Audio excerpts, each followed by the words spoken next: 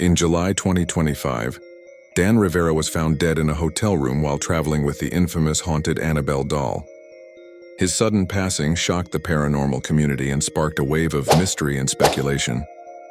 But who was Dan Rivera and what really happened? Dan Rivera wasn't just any paranormal investigator. He was a U.S. Army veteran who became the lead investigator for the New England Society for Psychic Research, the same organization founded by Ed and Lorraine Warren, two of the most well-known figures in the world of the supernatural.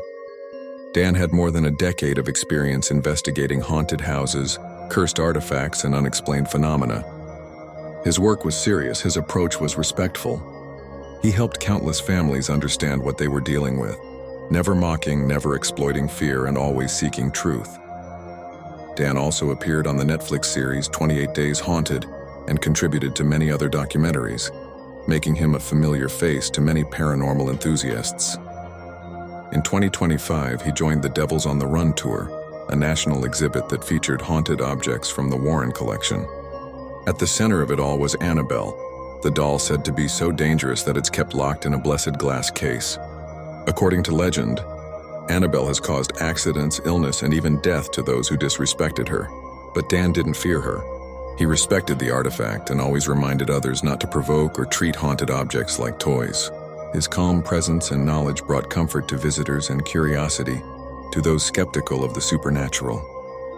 On July 13th, while the tour was in Gettysburg, Pennsylvania, a city already filled with ghost stories and haunted history, Dan didn't show up for breakfast. A team member found him unresponsive in his room. Emergency services were called, but it was too late. Dan Rivera was pronounced dead at the scene. He was 54 years old. There were no signs of foul play. No strange marks, nothing physically out of place. And that's when the rumors started. Some believed the cursed doll had claimed another victim. Others thought the spirits of Gettysburg had something to do with it. And many, influenced by years of horror films and ghost stories, speculated wildly. But those closest to Dan urged people not to jump to conclusions. They explained he had been struggling with health issues and was often exhausted by the physical and emotional toll of his work. The official cause of death was believed to be natural, pending further results. It was a tragic but peaceful passing. Still, the story spread fast. Videos, theories, and even conspiracy threads exploded online. But lost in all the noise was the real story.